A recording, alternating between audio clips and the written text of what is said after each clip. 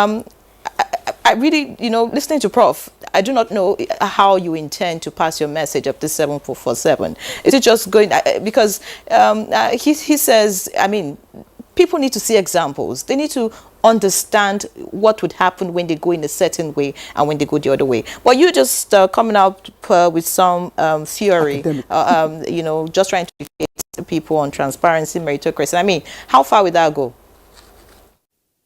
It's not just about educating people or passing down theories. It's not about theories. This is very practical.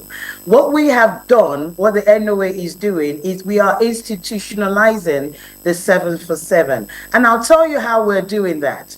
First, we're going to make sure that the cartoon content that our children consume reflects our values and culture.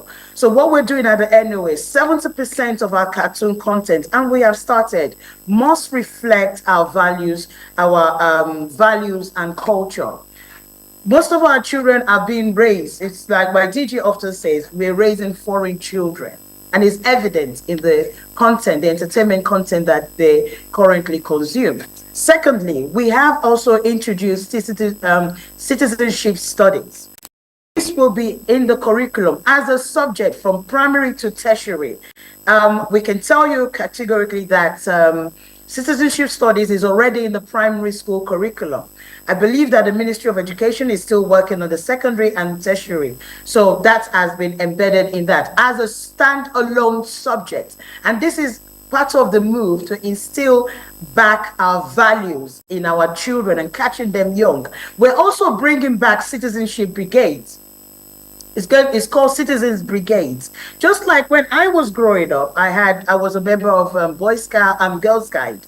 That has somehow faded away from our education system. So we're bringing it back and we're launching it this year. We're launching it with 37,000 children, 1,000 from each state, including FCT.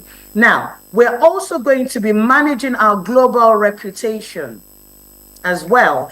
And also talked about our national symbol. That's something we're very, very keen on because the NOA is a custodian of the national symbols, like our flags, the passport, the naira. So what we're doing is promoting symbols that unifies us, letting people know that this is our symbols and this is what unifies us. This is what makes us a Nigeria. I like when you started the introduction, you said I'm a Nigerian first, and that's why you are dressed the way you are dressed.